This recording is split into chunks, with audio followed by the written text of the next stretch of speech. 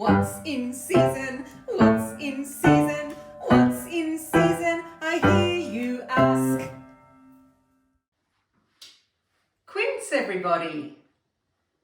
This funny looking thing that looks a cross between a pear and a lemon, I think.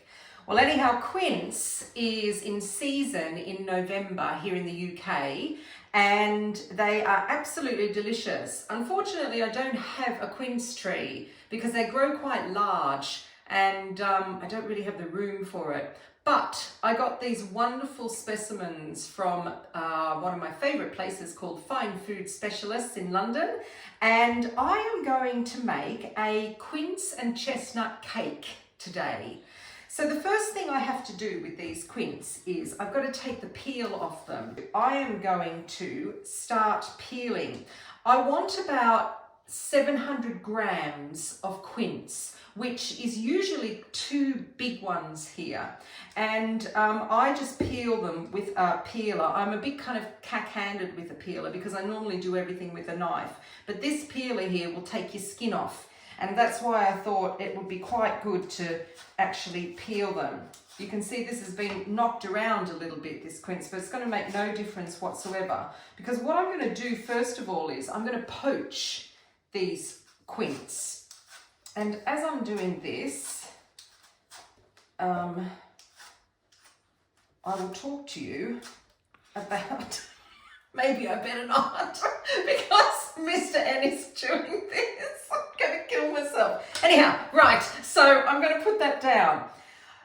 The poaching liquid, so what I'm going to do with this is I'm going to peel them, then I'm going to cut them into quarters, and then I'm going to take the core out. The core is like any other core. It looks exactly like a, now watch this knife, because this is one of the sharpest knives that I've ever come across in my life. And I have done myself a little bit of damage a few times. And Mr. N, I think, has just taken a gasp. Have you just gasped? Yeah, your knife skills are a bit crazy. They're not great. So yeah, that's the inside. Looks very much like an apple or a pear actually. So I'm just going to then cut these into quarters like this. Even with the sharp knife. Take out the, and I always try and do this away from me. Well, I'm not going to do it away from me here. Oh no, maybe I better do it away from me. Jesus Christ. And it's not. Anyhow, I take out the cores. I did it very delicately before. I take out the cores and then they're ready to go. So I'm going to make a poaching liquid. The poaching liquid is 1 litre of water, 140 ml of masala, and this is the important part because this is what gives it the colour and also the flavour. 440 grams of caster sugar. That goes into the poaching liquid as well. Then I am going to do 2 cinnamon sticks. These are quite long, these ones. These are really, really good quality ones from a company called Greenfields. I get nearly all my stuff, all my herbs and spices from them. If you don't want the whole 2 of these, you can break them in half, and then I slice them down the center, and that's what we do. And then a very good quality vanilla pod, and again slice that down the center, and that goes in your poaching liquid. You don't scrape out the vanilla then? No, it just stays as is. Right, now the fun part is when you put all of this in your pan, which is actually behind me, we're going to make ourselves a little thing called a cartouche.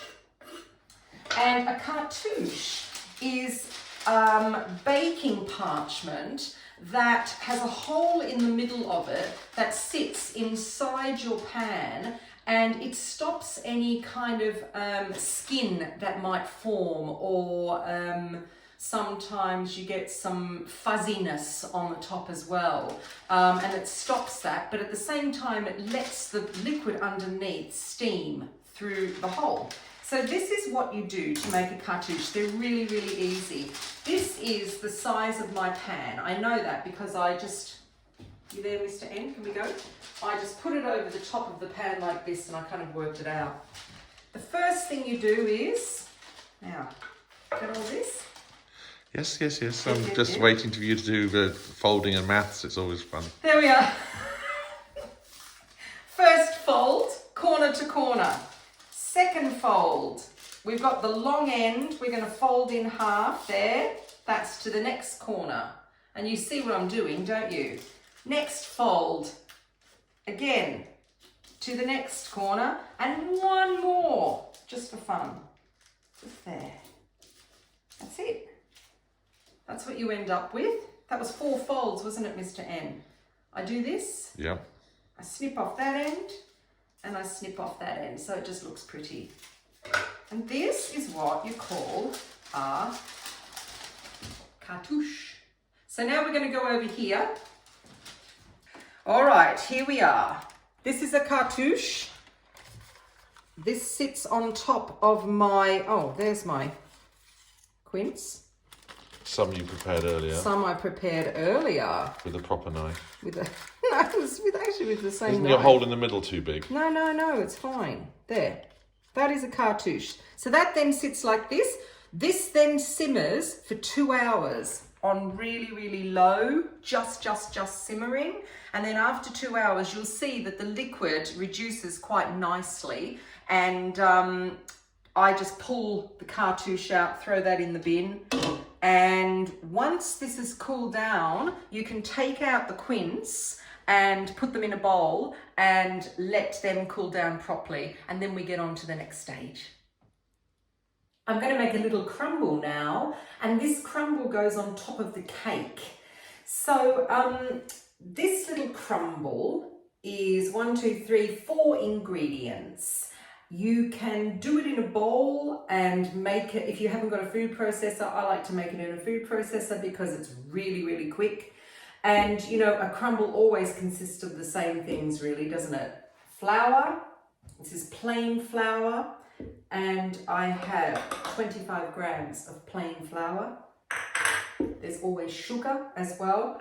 I'm going to use a soft, light muscovado sugar because I really, really like the taste of it. And so there is 35 grams of muscovado in there.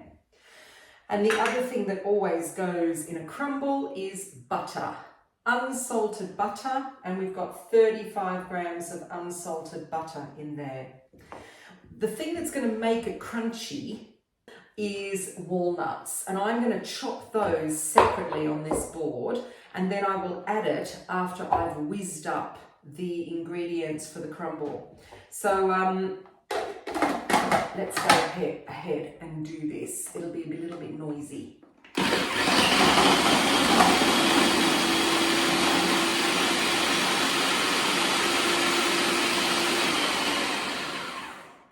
The only different thing about doing a crumble in the food processor instead of doing it with your fingers is that if you do it with your fingers in a bowl, you'll probably get bigger lumps of butter. And that, yes, that does make a crumble a little bit better. But this looks pretty good. I'm just going to give it another little whiz. Also, make sure that the butter is really, really cold, because if you start working with butter at room temperature or butter that's in a really warm room, you're going to have problems because everything is going to stick to your fingers and it's going to get really, really gloopy. So there is my crumble mix, and I will show you. There it is. That's the crumble mix. The other thing, as I said, I was going to do was, I've got some walnut pieces here. I have 40 grams of walnuts, and I am just going to chop them. You can chop them in the food processor if you want to, but I mean, I don't really want sawdust walnuts. I want walnuts that are a little chunky. I find with this cake that walnuts work really, really well because they're of the sweetness. And yes, there is going to be chestnut in this, so that is quite sweet. But I do love a walnut. You could put pecans in. Pecans will work really nicely as well. Almonds, for me, a little hard actually. But again, if you like the taste of it, great. And even hazelnuts, if you want to do hazelnuts. It's just, you know, this time of year, being November, we've got the walnuts are really lovely coming in, you know, from abroad. And that kind of looks about it, actually. No more than that. I'll show you what this looks like. See? Nice and chunky. That all goes in together. And that then is the crumble mix that goes on top. Okay. Here are my quince. I just wanted to show you that. Took them out of the syrup. The syrup is still in the pot on the stove. And they look beautiful. Oh, wow, they smell fabulous. Do you know, you could have those with a bit of ice cream, nice and warm, with a bit of ice cream or clotted cream or custard or yum, yum, yum. Poached quince, very nice. Okay, right, let's get on to the dry ingredients for this cake. All right, I have, in this container here, I have measured out 185 grams of self-raising flour. I also have some sweet mixed spice in there, so I've got a teaspoon, and I've actually got quite a rounded teaspoon because I love this stuff. It's really, really Christmas. And then I have half a teaspoon of baking powder. That is going in there. And I am going to just sift that into this bowl. Woo. We'll go right up the follicles. Okay, so that's done. Right, in my Kenwood mixer, I have creamed together unsalted butter and muscovado sugar. And it is 250 grams of unsalted butter, softened, make sure it's softened, otherwise it's going to take forever, and 220 grams of muscovado sugar. If you haven't got any muscovado, it doesn't matter, just use some light brown sugar. To that, I am going to add this stuff. So I like this brand, Merchant Gourmet. I've chopped the top off it, but it is Merchant Gourmet, and I love that brand of chestnut because it's really good quality. And that's going to go in there and get mixed now, and that's my oven beeping in the background. Here I have 3 large eggs. I'm putting one in at a time, folks, and just give it a whiz. And now I am going to put in the flour mix, and that is just really going to be stirred until it's combined. In here, I've put 100 grams of ground almonds, and I've also got 60 ml of milk, and I like to use whole milk, and that will just loosen it a little bit. And I'm just going to stir this in. I'm not going to over stir it, but I want everything really to be mixed in beautifully. Lovely. It's a great consistency, this cake. It's not kind of, you know, gloopy and runny, and there we are. I'll show you the consistency. Yeah, that's the consistency. Okay, so what I'm going to do now is I prepared this. That's what we're going to do now. So this is a springform tin. These are the tins where the bottoms come out, and this is a 23 to 24 centimetre tin. I've put the cake mixture into that. And now what I'm doing is I'm slicing up the quince, and I'm going to arrange them on the top of the cake. Let's just move it over so you can see what I'm doing here. I'm going to put slices around the edge, all the way around, make it look quite pretty. And then I'll fill in the center as well. Look. It's pretty. And I've got one left over. A half left over. I've done that on purpose. Right, okay, let's get that crumble on. So this is the crumble that we made with the walnuts and the sugar and the flour and the butter. That now goes on top. Spread it nice and evenly. And I can see that I've got chunks of butter in there, which is really beautiful. Look at that. That is absolutely perfect. That sits on top like that. I switched the oven on earlier, and the temperatures are 180 Celsius, gas mark 4, which is 160 on fan. And if you use Fahrenheit, it's 356 or 355 Fahrenheit. This is now going to go into the preheated oven, and it's going to go in for about an hour and 15.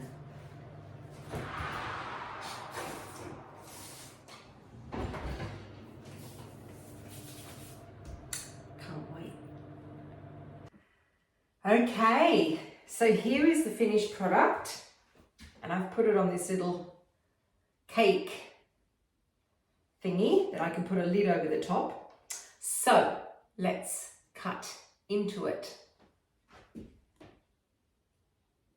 I've let this cool down because I just wanted to cut into it properly, but you can have this, so you can eat this cold, warm, hot, however you want to eat it, and it is absolutely delicious. Let's just get this out here.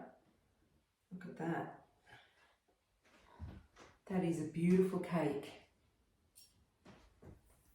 Ooh, yummy. And then on top of that,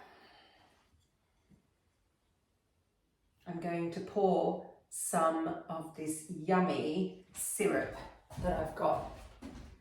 So let's do it. Oh, look at that. Wow, wow, wow, wow, wow. There we are. That's the quince and chestnut crumble cake. And I have to have some.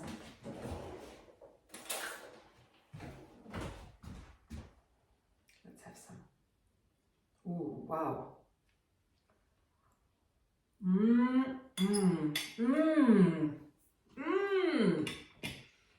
It's Christmas. That's what this is. This time of year, winter, Christmas. That mixed spice that is in there is so delicious. It's so yum, yum, yum. And you have this kind of the sweetness with the quince, and then there's the density of the chestnut. I have to smell. Absolutely perfect. I hope you make this because you're really, really going to enjoy it. And I eat this type of thing for breakfast, so that's where I'll be having it. So thank you again for watching me on What's in Season, I Hear You Ask. Give us a thumbs up if you enjoyed the video and try the recipe. The recipe is going to be on my website as well if you want the written recipe. And if you subscribe, you will get other recipes of What's in Season, I Hear You Ask, and how I grow most of this stuff, even though I didn't grow this quince. So I'll see you again. Bye. What's in season? What's